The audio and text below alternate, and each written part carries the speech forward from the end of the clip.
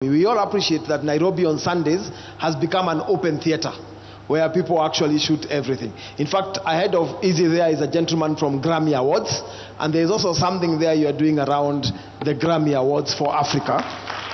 And you have actually instructed the State Department to pay so that then the Grammy Awards can be hosted in Kenya. There are a few things to unlock, and this gentleman has an appointment with you this week to unlock that part. Let me help you, Dennis. Actually, the money for Grammys, we already paid. We are not about to pay. We already paid 500 million shillings towards that, and I'm sure the gentleman from Grammys can confirm that that is the direction we are going.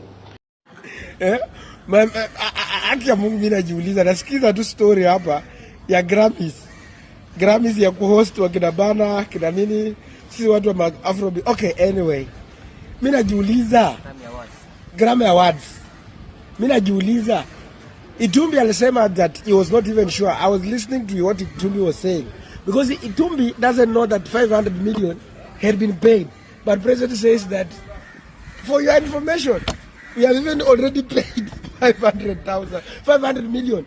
Kwani, let me ask you, hii pesa 500 million, who budgeted for this money? It's almost $500 million. What is the work of the bunge?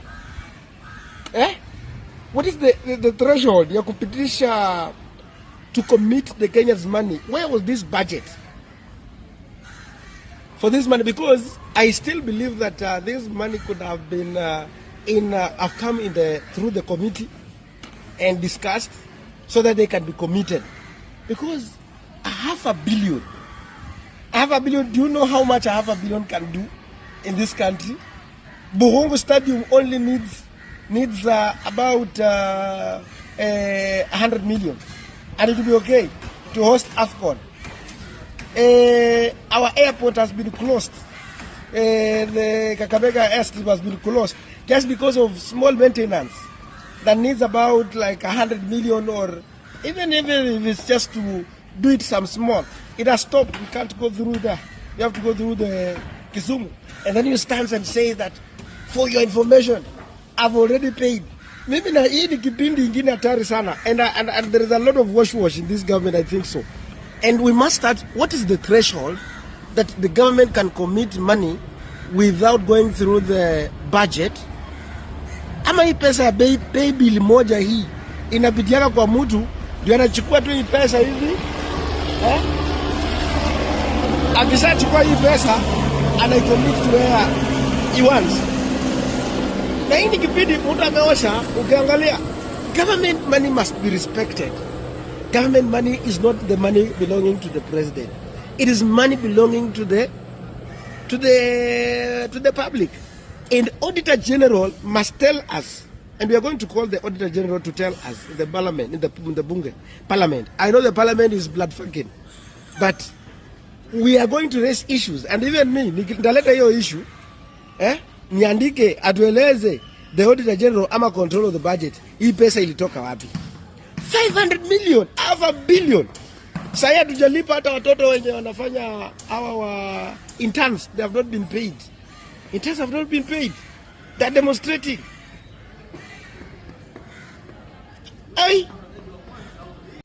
It is clear that our president doesn't have right priorities in his head. It's unfortunate that we've just heard he has already committed 500 million shillings to the Grammys for them to come and host their next year's Grammy Awards in this country. And unfortunately, we have people who are languishing in poverty.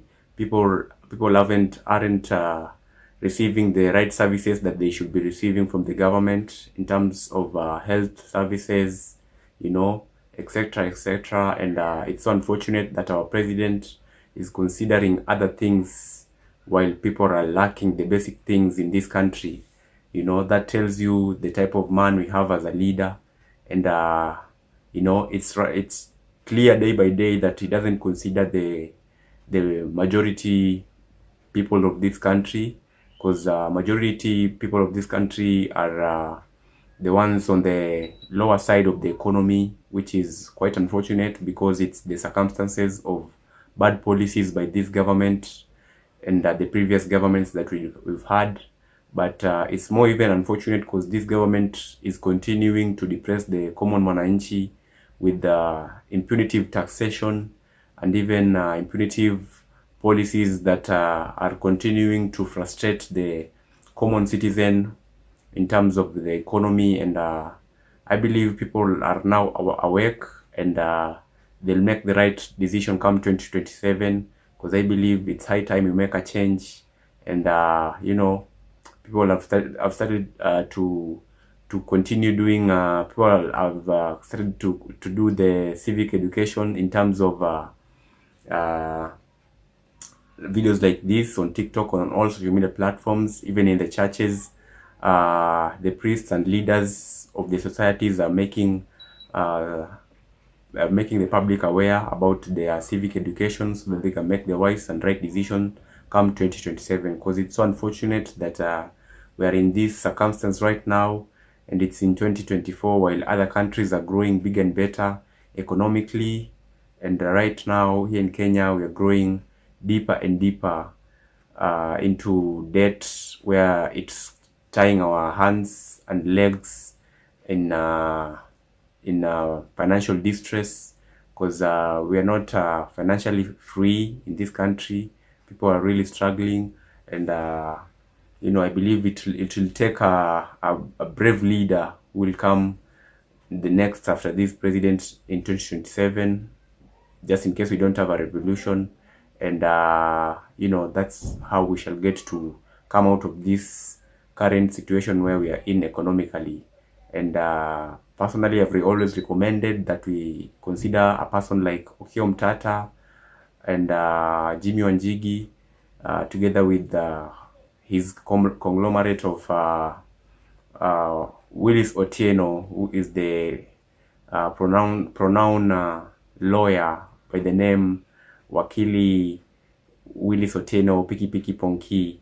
And those are the type of mentality we need in terms of revolutionizing this country economically, because what we don't have up to now, it's economic revolution. Because we already found our freedom revolution in 1963, and then we got our multi-party freedom in 1992.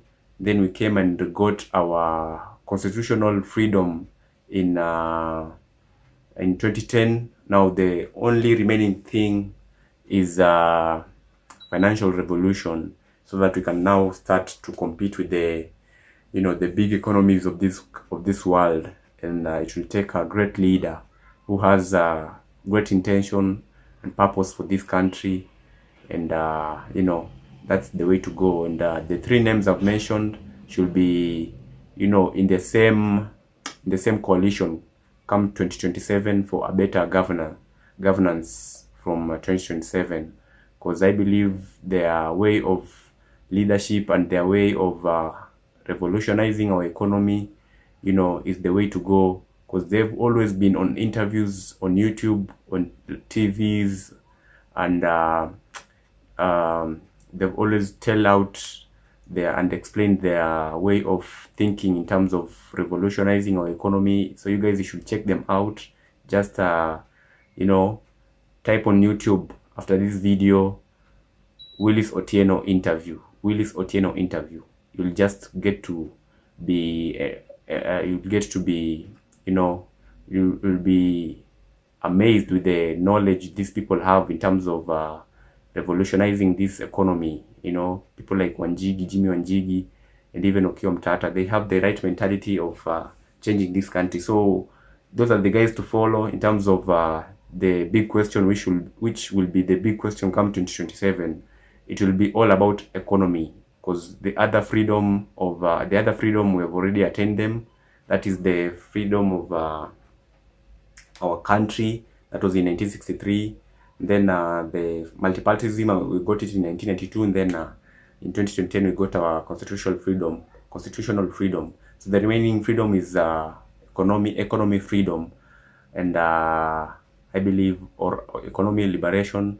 So I believe these are the people who shall lead us there, and I hope they'll have this big coalition that will help them achieve that. So let me know what you think. It's so unfortunate that this government thinks hosting Grammys is the most important thing, but that's not the case, because I believe it's only a few, extremely a few who will, who will benefit from that event, because it's usually a one-night event, and it usually takes a lot in terms of funds.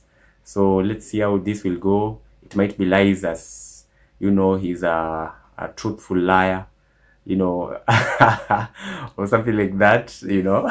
He's an extremely experienced liar. So it might be a lie, but again, it might be true, because if it's true, that's our public fund taken to a cause which was not budgeted for, because in this country, for any amount to go to any purpose, it should be budgeted for. But in this regime, that's not the case. But I believe we shall be doing away with them come 2027, or just in case a revolution arises. So watch these videos that I've aligned for you as you enjoy. Wow. Makofi kwao. Wamelipia. For those who did not understand, Raisi mtukufu wa Kenya amesema amelipia 500 million for Grammys to be hosted in Kenya. Wow.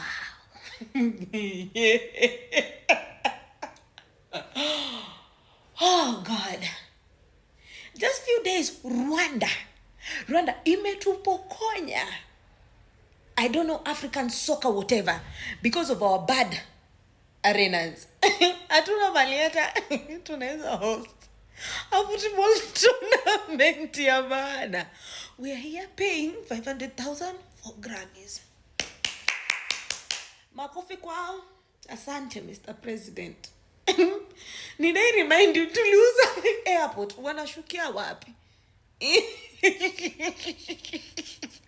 Wanashukia wapi, Mr. President? Hii weekend tumeshinda tumetukana wa Tanzania. So they cannot even loan us their airport. Wanashukia wapi hao watu wa Grammys? Hatuwezi sema pia tuwaombe wanaitwa Uganda tulifukuza mtoto wa president the other day. Wanatembea kwa barabara gani? Ni sawa. You've really tried. Makofi.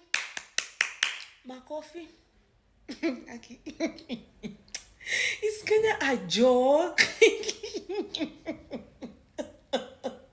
Because if it's a joke, it is a very, very bad joke. Hao watu wa Grammy wanajua tuna fight femicide. Mulete Americans na Europeans wenyewe wakuje wanyongoe huku Kenya wasichana. Tutadu our own fights za femicide.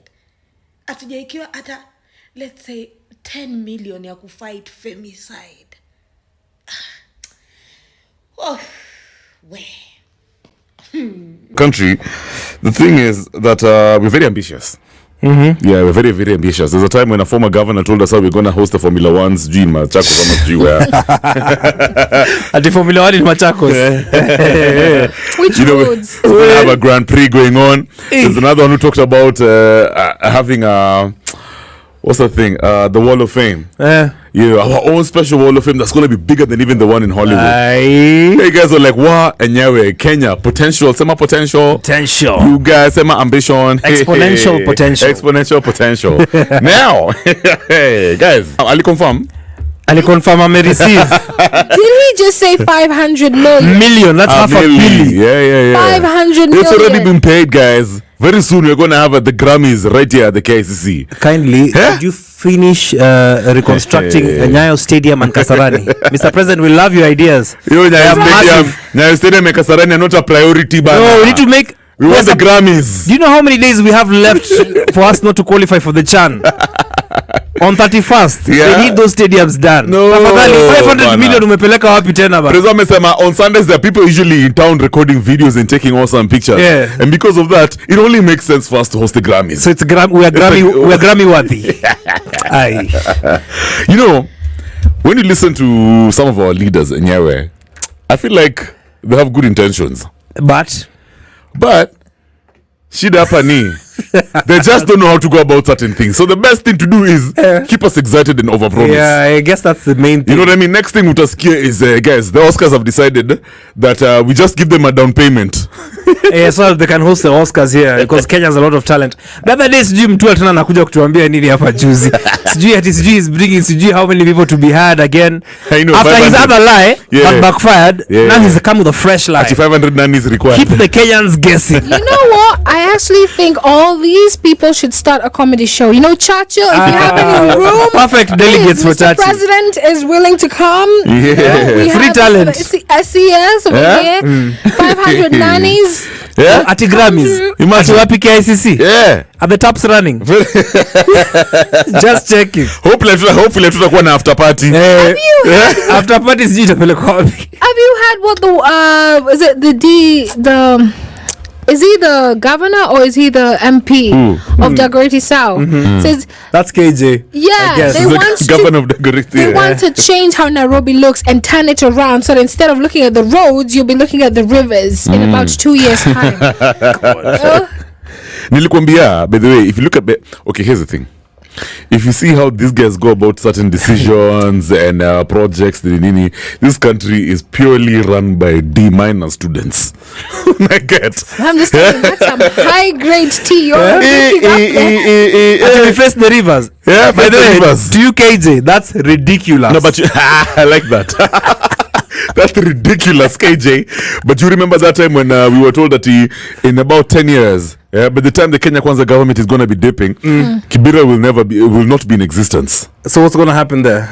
Our watu wa Kibera, they'll be sorted out and put in affordable housing projects. Kibera will have awesome lighting, Nice. you know, enough water. So that ghetto will be non-existent. Now Nairobi River over here, I remember even the president said, you guys are going to be fishing there. Yeah. And it'll just be fish. Now you're just chilling there in Madare. And ndio ile zinakuja, you cast a net. Ay, manze. And for the president, the more you talk, the more you get disgusting. The more you're embarrassing yourself. So there is 500 million paid for the Grammys. But intern doctors are committing suicide around because of the worst working conditions and they can't even get paid. I see common sense isn't really common.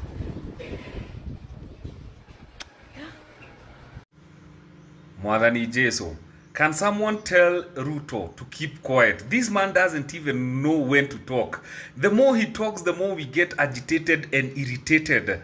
Intern doctors wanakufa juu ya njaa. They don't even have 100 bob kununua tokens. They are working 17 hours, 7 days in a week.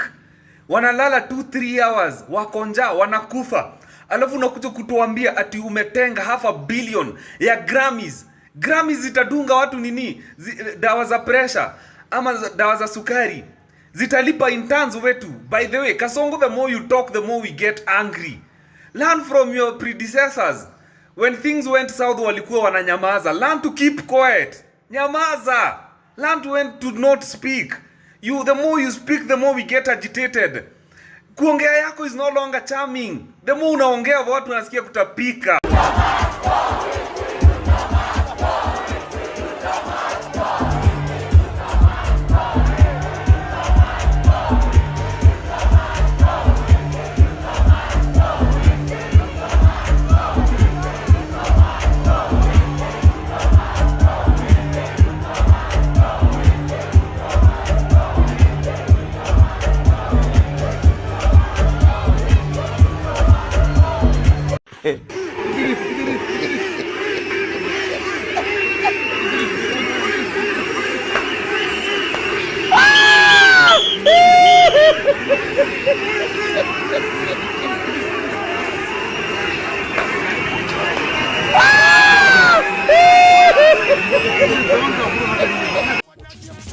You like me, you like me. Why them a fight me? You like me, chewing a bone, a bite. You like me, chewing a bite.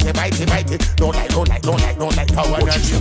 We don't trust them, even if we bust them. We don't trust them, stay fine, not touch them. We don't trust them, we'll be a man and sub them. Informer, me say you must them.